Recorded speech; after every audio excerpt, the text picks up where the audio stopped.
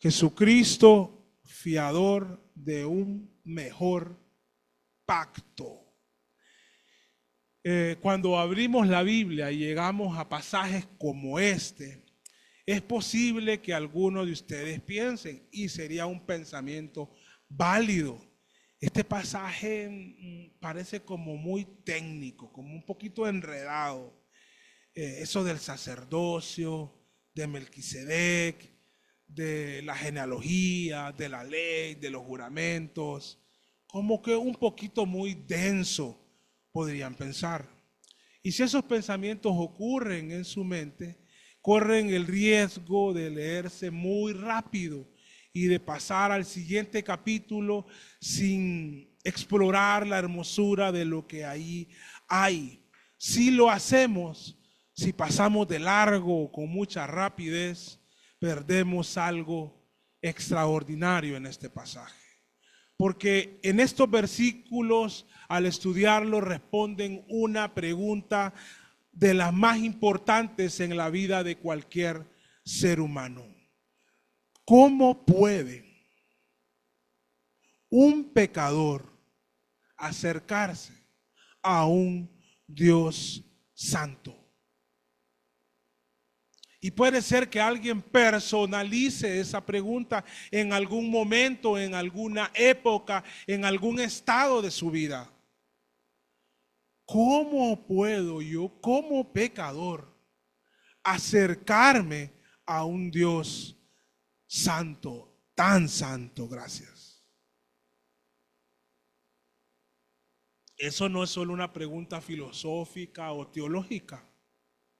Esa es una pregunta existencial.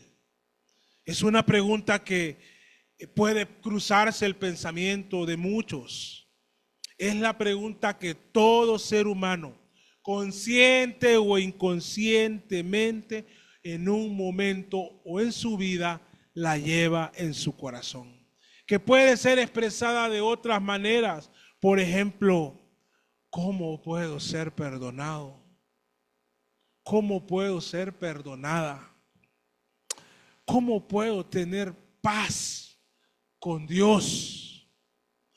¿Cómo puedo estar seguro que si muero estaré por siempre con mi Señor? Estas no son preguntas abstractas que no tienen importancia, son preguntas muy relevantes. Y si ustedes se las hacen, están bien que se las hagan. Y son preguntas que aparecen en momentos reales o críticos en nuestra vida. Puede ser que estas preguntas las escuchen en algún momento y no les generen ningún interés. Pero en algún momento de la vida esas preguntas llegan a su conciencia y llegan a ser incluso expresadas o meditadas para sí mismos. Entonces, ¿cuándo aparecen estas preguntas? Cuando la conciencia nos acusa.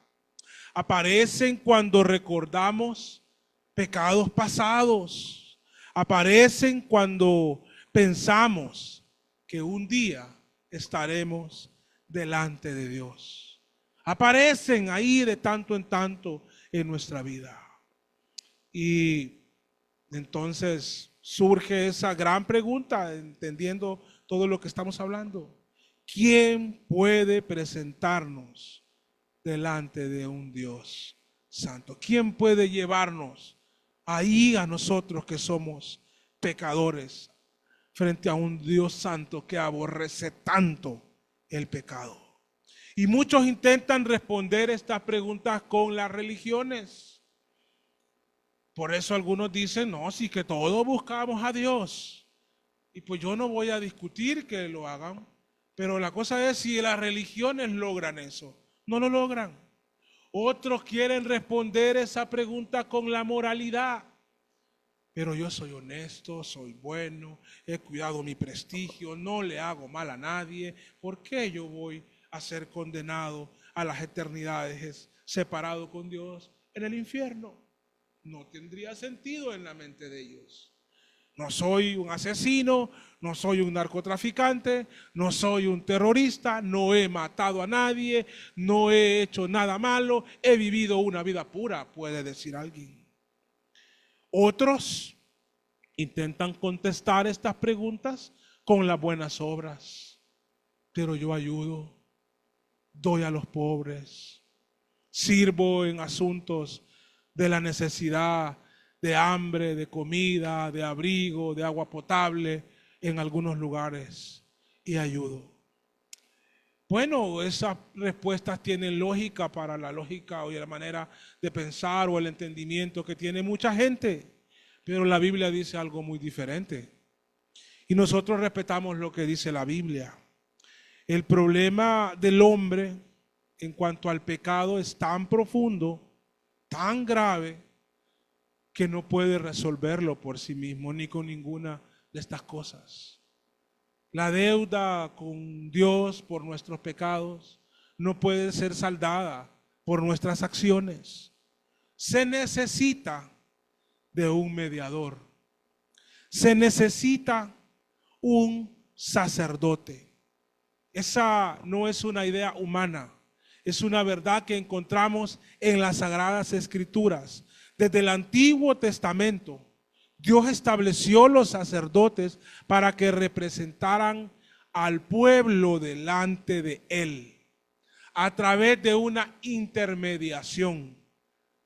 Tanto Melquisedec como el sacerdocio levítico o arónico, somos sacerdocio arónico, tenían esa función. Dios les había concedido ese ministerio, porque en el plan perfecto de Dios, el hombre no puede llegar directamente a Él sin un mediador, sin alguien que haga la función de un sacerdote. Pero aquí no termina todo, hay que escuchar lo que viene más adelante. Entonces, en este capítulo el mensaje es sorprendente, porque los que están leyendo la Escritura, a los que les fue enviada esta epístola, de nuevo ellos dicen: y ahora ya no podemos seguir en el judaísmo, ya no vamos a ir donde el sumo sacerdote como intercesores nuestros delante de Dios. Ahora vamos a tener a qué sacerdote. Creemos en Jesucristo, pero cuando Él murió, resucitó. ¿Y quién lo va a suceder a Él? ¿Y quién será nuestro sacerdote, nuestro intermediario? Entonces el escritor de Hebreos va a detallar cómo es el sacerdocio vigente ahora, cómo opera y por qué Jesucristo en ese sacerdocio es mayor. La iglesia de esta época debe de saber esas cosas. Si somos una iglesia que vamos a crecer en el evangelismo, es bueno que sepamos bien la obra de Cristo. A veces nos queremos quedar en la cáscara, allá arriba. Yo no sé cuántos de ustedes tienen la oportunidad de conocer uno de los lugares más hermosos del mundo que queda en Honduras, Islas de la Bahía. Uno va y es playa, es bonito. Y uno nada y es lindo. Pero la maravilla de Roatán, aunque son lindas sus playas, aunque es lindo su clima, no está arriba. Si usted quiere ver las maravillas, tiene que irse abajo del mar y ver el arrecife de coral. Es una cosa impresionante. Entonces los cristianos saben que es una maravilla la fe, qué linda es el cristianismo, pero a veces se quedan arriba. Estos pasajes nos invitan a ir más fondo y ver maravillas que desde arriba no se ven. Entonces no le demos tan rápido vuelta a la página al capítulo 7. Veámoslo con el interés de poder ver cosas maravillosas, y si tienen los ojos espirituales abiertos, las van a ver. Aquí hay cosas bellísimas acerca del sacerdocio de Cristo. El escritor empieza diciendo en su argumento, o continúa diciendo porque viene desde antes, pero en esta parte dice que el sistema del sacerdocio levítico entonces nunca fue un sistema definitivo. Él de alguna manera señala que todos esos sacerdotes, tanto Melquisedec como el levítico, estaban apuntando, señalando hacia alguien mayor. Y señalaban, es sorprendente cómo toma sentido, porque señalaban, apuntaban hacia Jesucristo. El escritor de Hebreos quiere aquí que entendamos algo glorioso, que Jesucristo no es simplemente un maestro espiritual, como otros fundadores de religiones, que son maestros, personas brillantes en meditación. Pero Jesucristo no solo es un maestro espiritual, no solo es un ejemplo de moralidad, que no cometió pecado, que fue justo, que fue puro, pero no solo es eso. No solo es un líder religioso que vino a ser discípulos y que han seguido creciendo, no. Jesucristo es el sacerdote eterno que intercede, el intercesor intermediador entre Dios y nosotros, que garantiza nuestra reconciliación con Dios. Los demás no lo pueden hacer. Por toda la influencia de cientos de años, no son intercesores ante Dios. No son sacerdotes de Dios. Jesucristo sí lo es. El versículo 22 dice entonces, por tanto, Jesús y solo Jesús, solamente Jesucristo, solo Cristo es hecho fiador de un mejor pacto. Jesucristo y únicamente Él es fiador de un mejor pacto. Es decir, Él no solo anuncia la salvación del alma perdida, Él la garantiza. Y esta verdad es profundamente relevante para nosotros hoy.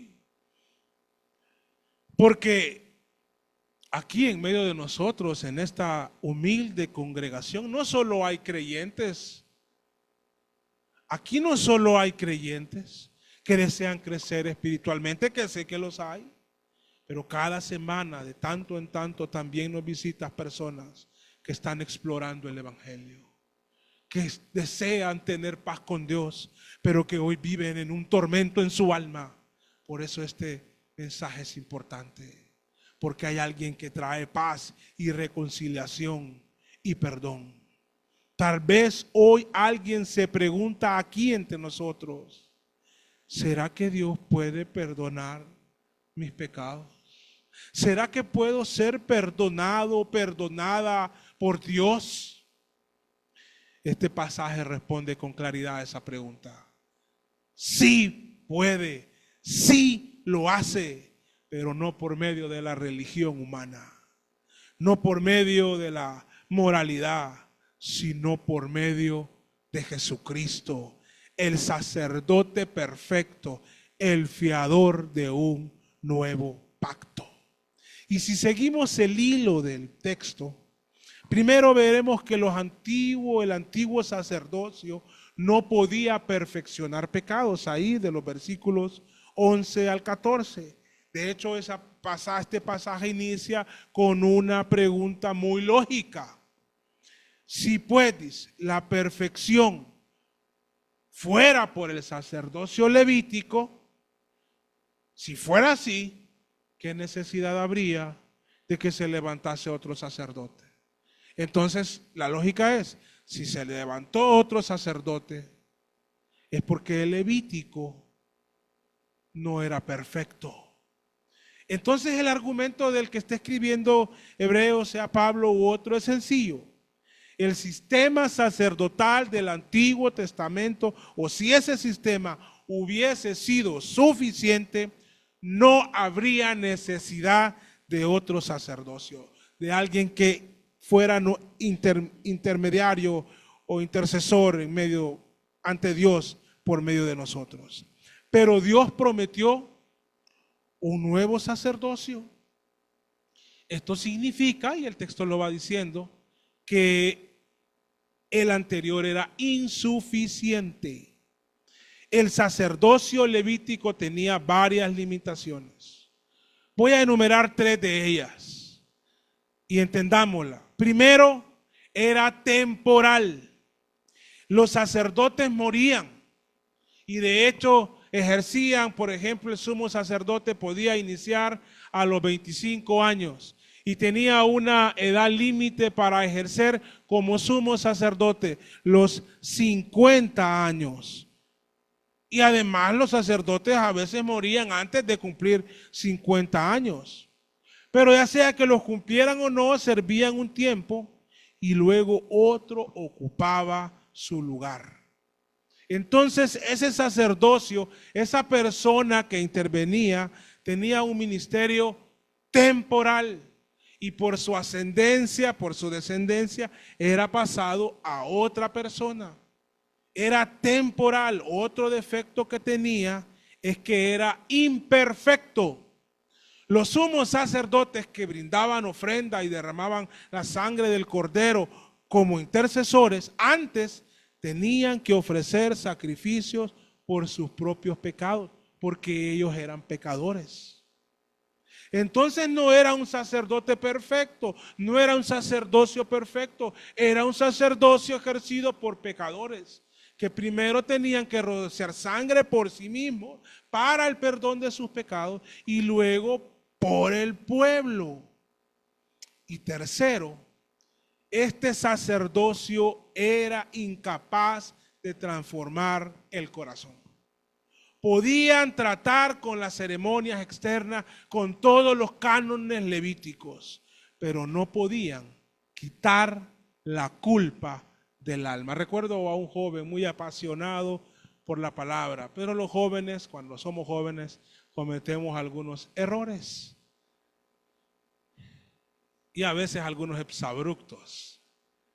Recuerdo que una vez escribí yo meditando en esto ahí en una de esas redes sociales, que Jesucristo no cubre el pecado, sino que lo quita. Cuando Juan lo ve en el Jordán, ¿qué dijo? He aquí, el Cordero de Dios que quita el pecado del mundo. Y quiso entrar conmigo en un debate privado, muy respetuoso, pero a la vez un poquito, sí, desorientado. El sacerdocio de Cristo es superior, no cubre el pecado como el de estos otros. Lo quita por completo. Y no solo eso, transforma nuestras almas. El reformador Juan Calvino lo dijo claramente. La ley, dice él, podía señalar el camino de la salvación, pero no tenía el poder de producir la salvación. En ese sacerdocio no lo había.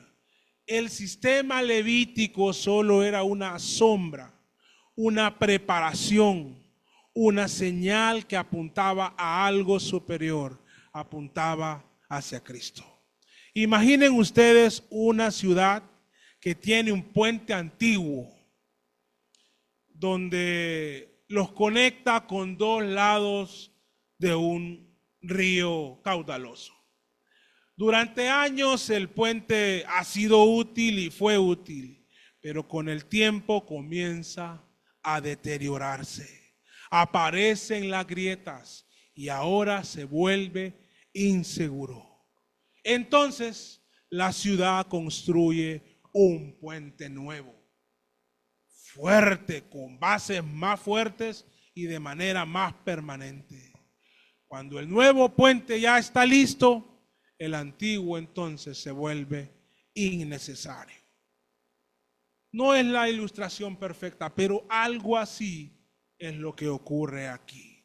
El sacerdocio levítico fue útil porque mostraba las sombras de algo que vendría, pero no era el puente definitivo hacia Dios. Ellos no eran los intermediarios definitivos hacia Dios. Cristo es ese puente. Cristo es ese mediador. De hecho, Primera de Timoteo 2:5 lo dice con claridad, porque hay un solo Dios y un solo mediador entre Dios y los hombres, Jesucristo, hombre.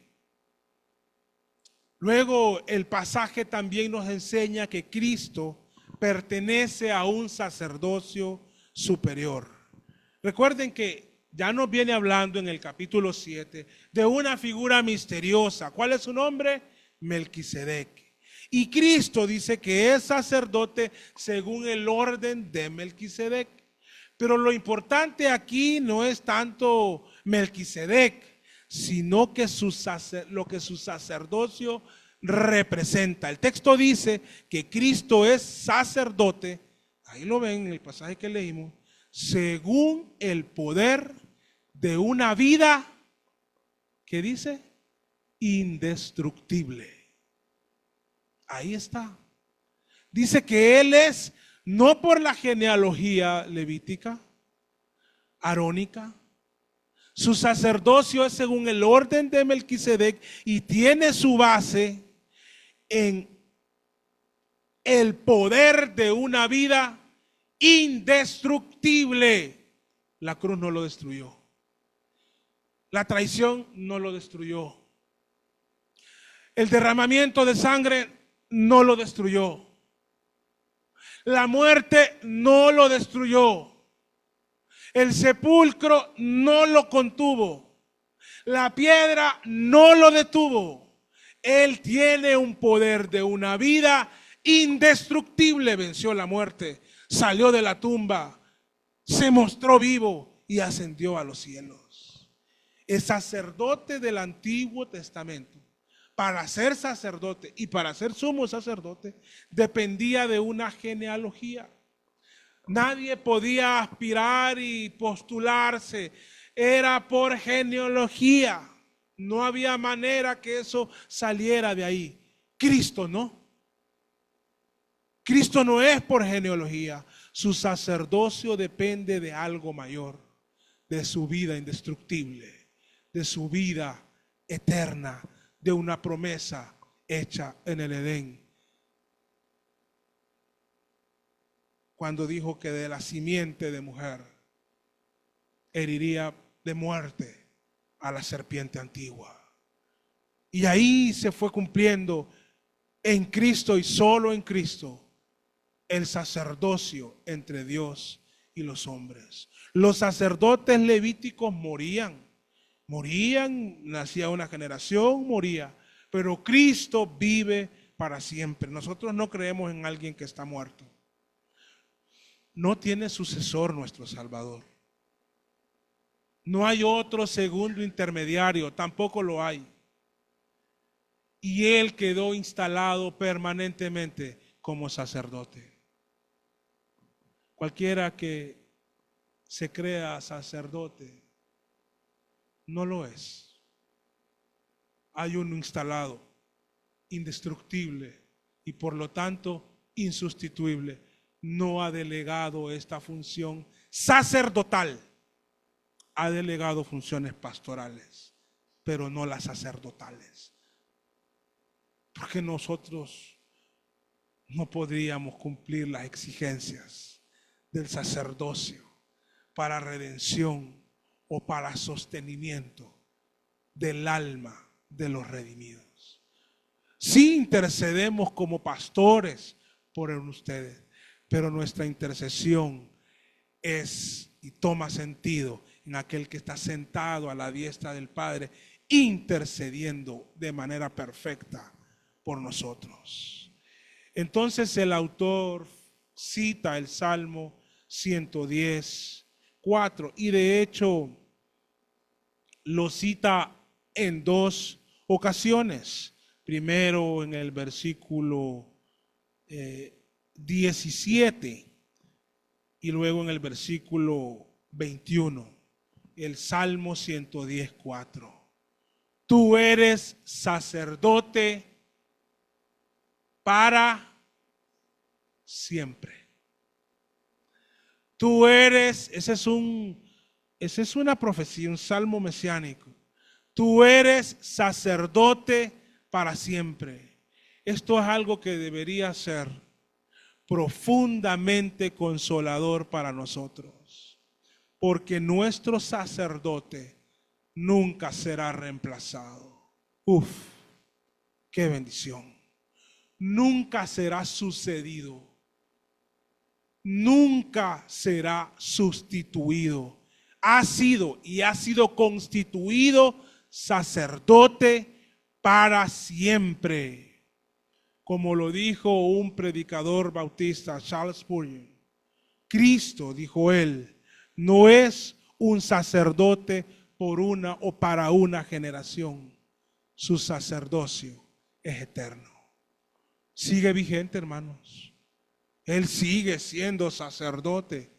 Él sigue siendo el mediador, el intermediario, el que está delante de Dios por nosotros. El versículo 19 de este pasaje dice algo impresionante. Vean el versículo 19 en una parte. Bueno, dice al inicio, porque la ley nada perfeccionó. Nada perfeccionó la ley. Es decir, la ley podía revelar el pecado.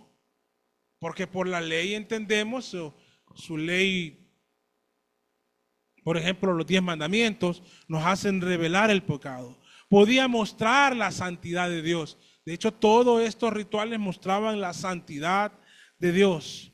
Podía señalar el camino correcto, pero no podía cambiar el corazón humano. Para eso se ocupaba un nuevo pacto, un sacerdocio más poderoso, algo que fuese eterno, y eso solamente está en Jesucristo. Por eso el Evangelio no es simplemente una mejor información moral. El Evangelio es algo aún más profundo. Es la obra de Cristo a favor de los pecadores incapaces de salvarse a sí mismo. Entonces Cristo fue establecido como sacerdote mediante un juramento divino. Hay un juramento. Recuerden que Él fue fiador, y lo vamos a ver ahorita, de un nuevo pacto. Entonces, aquí hay un detalle importante. Versículos 20 al 22.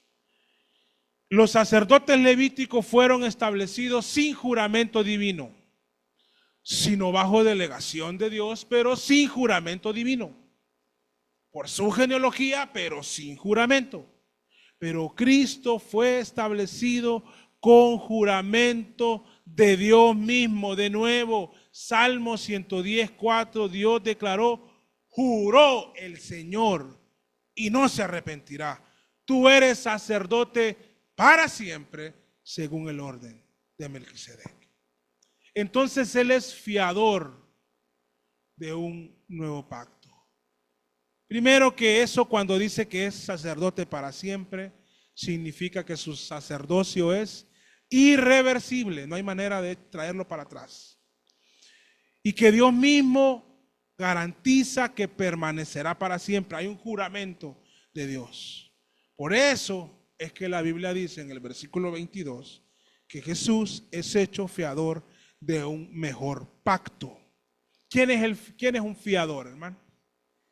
Es alguien que garantiza el cumplimiento de una promesa de pago, lo vamos a llamar.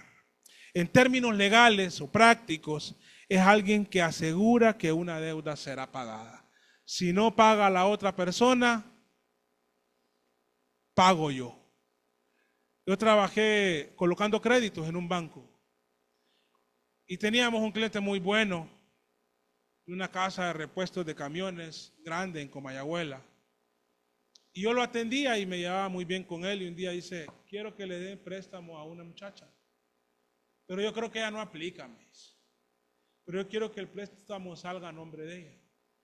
Dígame qué tengo que firmar yo para hacerme responsable si ella no paga.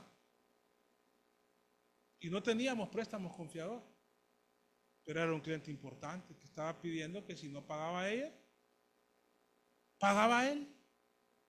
Cristo es fiador de nuestra deuda con Dios. Segurito no la vamos a pagar, pero el pago está garantizado. Es más, ya se pagó. Él es fiador de un pacto mejor. ¿No es maravilloso eso, hermano? Cuando nosotros contabilizamos y hacemos un inventario de nuestra deuda con Dios por nuestras faltas de pecado, de pensamiento, de palabra o de hecho. Y no hemos ni terminado la lista, pero Cristo ya tomó la tinta que es su sangre misma, firmó y selló y dijo, yo pagaré. Es más, yo pagué. Esto es algo hermoso. Entonces aquí hay algo extraordinario. De nuevo, Cristo no solo garantiza un nuevo pacto, Cristo mismo cumple todas las condiciones de ese pacto. Él no depende de nosotros, sino de Él. De hecho, nosotros rompimos la ley, quebrantamos la ley, pecamos, y Cristo la obedeció perfectamente. Él dijo que Él no vino a abrogar la ley, sino a cumplirla. Acá habla de abrogar un mandamiento. Él cumplió la ley, no la abrogó porque la cumplió. Y en este caso este mandamiento es abrogado porque lo superó, no porque no lo cumplió, sino porque lo superó, porque hay un sacerdocio superior. Entonces, Él cumple todas las condiciones. Nosotros rompimos la ley, Cristo la obedece perfectamente. Nosotros merecíamos el juicio, Cristo tomó nuestro lugar en la cruz. No es que la deuda no se pagó, hermano.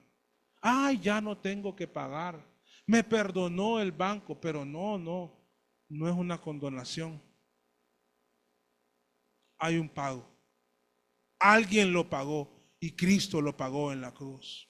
Nosotros no podíamos pagar la deuda y Cristo la pagó completamente. Entonces Él no solo anuncia un nuevo pacto, Él garantiza el éxito de este pacto. John Owen lo dijo de manera magistral. Cristo es fiador porque Él mismo asegura que todas las promesas del pacto sean cumplidas. No solo es la firma de un documento, Él decide pagar toda la deuda con su propio dinero. No solo con su dinero, con su propia sangre. Eso es exactamente lo que Cristo hizo. Él garantizó nuestra reconciliación con Dios con su propia sangre. Cristo, finalmente, o para seguir adelante en el pasaje, vive para siempre e intercede por nosotros. No es algo menor. Versículo 23 hasta el versículo 25. Vean qué hermoso este pasaje. Aquí estamos frente a un pasaje, un versículo, una expresión de las más hermosas. Tal vez no es tan popular este pasaje, pero es que léanlo.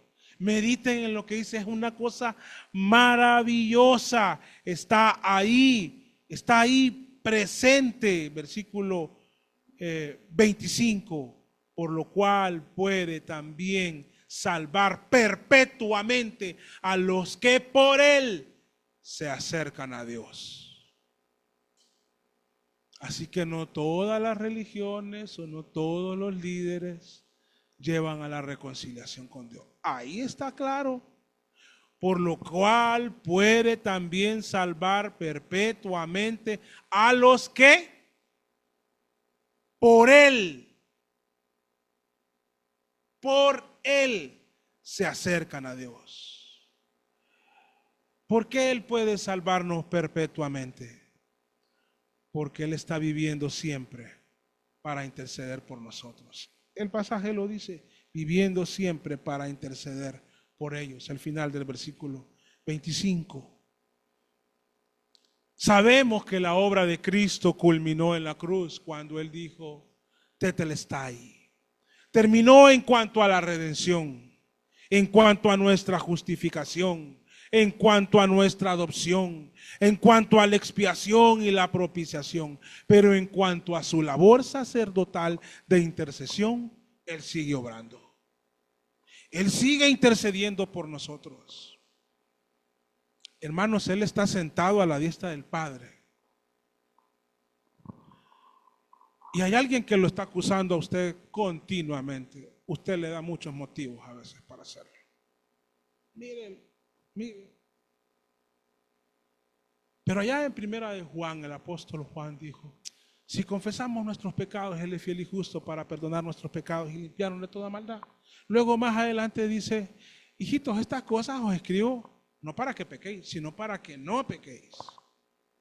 No se las escribo para que pequen, no, sino para que no pequen. Pero si alguno hubiese pecado, qué maravilloso, abogado tenemos para con el Padre, a Jesucristo, el justo.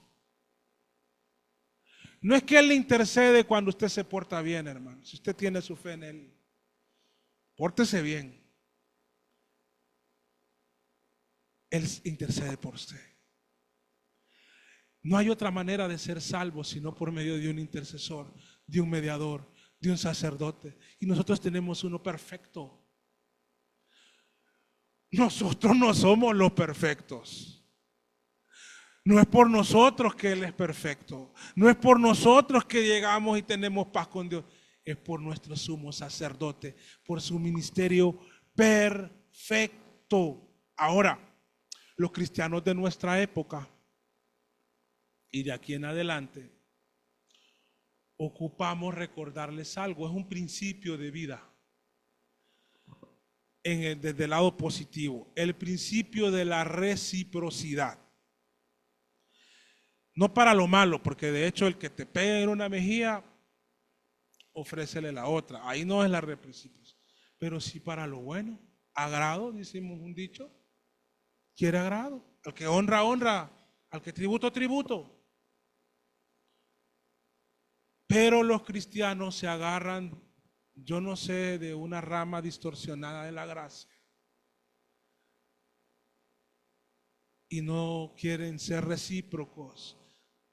Como Dios dio todo, deberíamos darle todo nosotros a Él. Y procurar la paz y la santidad, sin la cual nadie verá al Señor. Pero aún en nuestras caídas y nuestras faltas tenemos esta maravillosa noticia. Cristo vive para siempre e intercede por nosotros. Esto significa que Cristo nos salva parcialmente. Es una mala enseñanza que anda por ahí. Tiene un par de siglos. Él salva totalmente. No podemos decir cuando entendemos el sacerdocio de Cristo que Cristo salva por un tiempo. Y que su sacerdocio lo va a dejar de ejercer. Depende cómo nosotros nos comportemos. No, la Biblia no dice eso. Dice que Él está con su vida y su ministerio indestructible y que está intercediendo por nosotros. La lógica nuestra puede decir muchas cosas, pero la Biblia es clara en cuanto a ese tema. Sí, Cristo salva completamente y para siempre. Si usted ha venido a Cristo con fe verdadera, su salvación no depende de la estabilidad de su fe. Sí, claros estamos. Algunos que dicen ser creyentes no lo son. Pero el que realmente ha creído con fe verdadera en Cristo, su estabilidad no depende de su fe, sino del sacerdote que intercede por usted. Él sostiene su vida. Nuestra estabilidad depende de la vida indestructible de Cristo. Por eso Pablo dice en Corintios, si Cristo no resucitó, vana es nuestra fe. Porque si no resucitó, no puede ejercer sacerdocio. Está muerto, estuviera muerto. No, su sacerdocio no puede ser perfecto. Pero si Cristo resucitó, y si resucitó todo lo demás es cierto, Él está a la diestra del Padre, intercediendo por nosotros, bajo su compromiso pactual que selló con su sangre. Esto es algo, hermanos, hermoso, hermoso. Cristo resucitó, Cristo ascendió a los cielos, Cristo reina y Cristo intercede por su pueblo. Lo he citado ya varias veces, Romanos 8:34. Cristo, al final dice ese versículo, el que también intercede por nosotros como parte de su labor sacerdotal. Por lo tanto, nuestra salvación depende de nuestro sacerdote eterno, de la constancia de Cristo en el cumplimiento de su sacerdocio. Si Cristo no es constante, estamos perdidos. Si Cristo flaquea, estamos acabados. Si Cristo se debilita, no hay nada más que hacer por nosotros. Pero Él es fuerte, valiente, eterno, constante, amoroso. Su misericordia no varía. Es profunda, enorme para con nosotros. Qué cosa más bella tenemos en Cristo. Versículos 26 al 28. Cristo, el sacerdote perfecto y definitivo. El pasaje termina con una descripción gloriosa de Cristo, para que lo cantemos, para que nuestro corazón se regocije con esas palabras. El autor dice que Cristo es santo. En Él no hay pecado, no hay maldad, no hay pensamiento inicuo, no hay malas intenciones, no hay deseos de venganza, no hay rencores. Inocente. Ahí no hay doble pensamiento. Él es inocente, sin mancha, apartado de los pecados. Nos convenía que este nuevo sacerdocio, exaltado sobre los cielos, qué sacerdote más maravilloso tenemos. A diferencia de los sacerdotes levíticos, Cristo no tiene pecado. Cristo no ofreció sangre por sí mismo. No tuvo que ofrecer en su sacrificio antes de interceder por nosotros, interceder por Él, porque Él es sin pecado. Por eso su sacerdocio es perfecto. Cuando Él ofreció sacrificio por nosotros, como Él es perfecto, por esa razón lo hizo una sola vez. Y ese sacrificio fue Él mismo. Más adelante Él ahora desarrolla esa otro argumento. No solo es el sacerdote y el sumo sacerdote, también es el cordero sacrificado. Es que todo apunta a Cristo. Alguien lo dijo, Cristo es a la vez el sacerdote y el sacrificio. Quiero hablarles de algunas aplicaciones pastorales de este texto.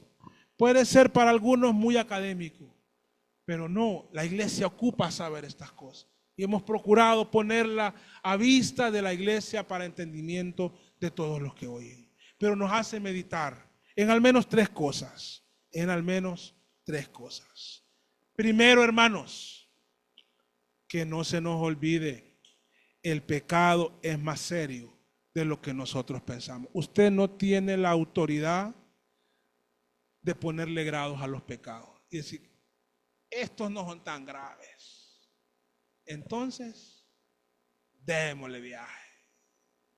¿No? El pecado es una cosa bien seria, hermano. Dios lo aborrece tanto que mató a su hijo en la cruz.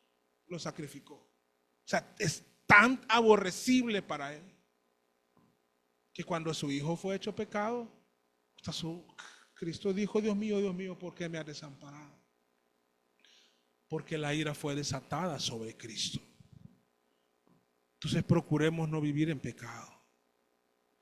Y esto nos enseña entonces que sí necesitamos un sacerdote eterno para reconciliarnos con Dios. Porque nuestro problema del pecado es un problema profundo. Lo del paraíso, la caída de Adán es una cosa tremenda, hermanos. No minimice el pecado, no comete ese error. Es grave. Segundo, Cristo es suficiente para salvarnos completamente. No necesitamos añadir obras humanas. No necesitamos otro mediador. No se ocupa otro mediador. Hay algunos que no lo entienden. No se ocupa, es que este es un pecado. Venir a querer tomar el lugar del sumo sacerdote eterno. No se ocupa otro mediador. Ya está, y es Cristo Jesús. Él es suficiente. Tercero, por este mediador por su trabajo, por su obra, por su constancia, por su vigencia, hoy podemos acercarnos con confianza a Dios. Nosotros, que somos pecadores,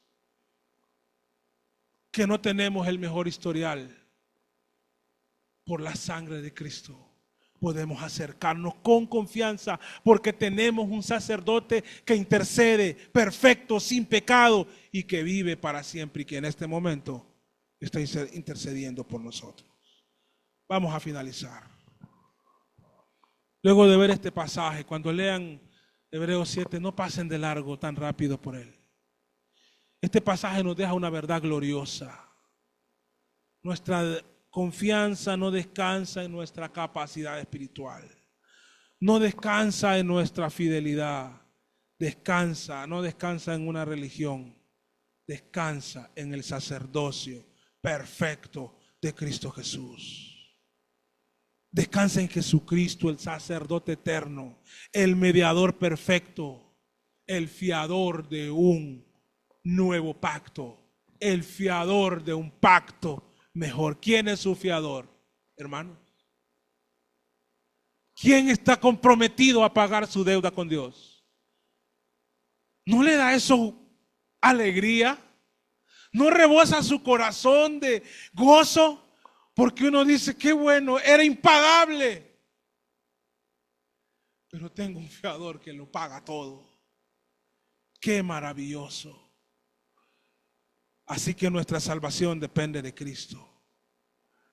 Y mientras Cristo viva, y Cristo vive para siempre, nuestra salvación está segura. Pero también quiero dirigirme hoy a quienes están aquí y aún no han confiado en Cristo Jesús. No han entregado de manera genuina su corazón a Cristo. Están explorando la fe cristiana. Tal vez están tratando de acercar a Dios por su esfuerzo personal. Tal vez piensan que necesitan primero mejorar para que Cristo les acepte. Pero el Evangelio dice algo totalmente diferente. Usted no va a poder acercarse ni reconciliarse por sí mismo. Pero Cristo sí abre un camino de reconciliación en la cruz. Él es sacerdote, Él se sacrificó, Él es el fiador. Solo confíe en Él y entregue su vida a Él y crea en Él. Por eso la invitación, la vida cristiana no es sencilla, pero la invitación al Evangelio sí es sencilla.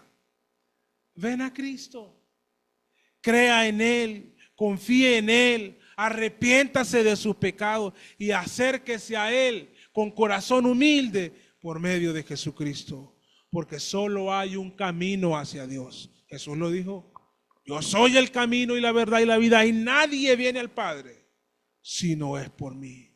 Ese camino tiene un nombre y no se llama Berea.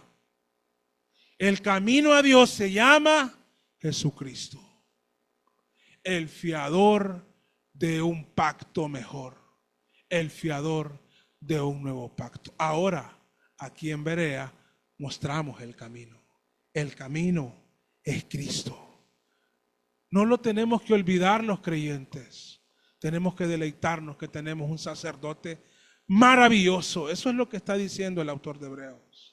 Y les dice a los hebreos, tranquilos, ya no tienen, es cierto, no tienen un sumo sacerdote, ya no les van a aceptar estar ahí, pero es que tenemos un sacerdocio mejor en la fe cristiana, que no nos corresponde ir todos los años, Él ya lo hizo. Entonces esto afirmaba la fe de los hebreos, porque entendían que había un sacerdocio perfecto, con una vida indestructible, y constantemente intercediendo por los suyos. Qué bello es el Evangelio, hermanos. Espero que traiga consuelo a sus almas, y aquellos que no han entregado su vida a Cristo, que traiga arrepentimiento y fe. Vengan a Cristo, arrepiéntanse, reconozcan públicamente que merecen el infierno y que ocupan el perdón de sus pecados, y vean en Cristo la única esperanza para su alma. Vengan a Él, crean en Él y luego vamos a las aguas bautismales a confesar públicamente lo que ha pasado en su alma. Vamos a orar. Querido Dios y Padre, gracias por tu palabra. Ayúdanos, Padre, a entender estos asuntos. Guíame para poder explicarlos de tal manera que llegue al corazón de mis hermanos, para que te glorifiquen y te alaben por lo hermoso que tu ministerio sacerdotal hace y ha hecho por nosotros. Ayúdanos, Padre, a retomar el principio de la reciprocidad y poder vivir como es digno de nuestra fe, para la gloria de Cristo y para exaltación de tu nombre y para testimonio de tu iglesia. Padre, haz que aquí haya un imán para las almas sedientas. Señor, trae almas sedientas y dales aquí tu palabra para que procedan al arrepentimiento. Somos una humilde iglesia, pero queremos que tu nombre sea exaltado en gran manera, Padre. En Cristo Jesús. Amén. Y amén. Vamos a continuar. Hermano Rodolfo.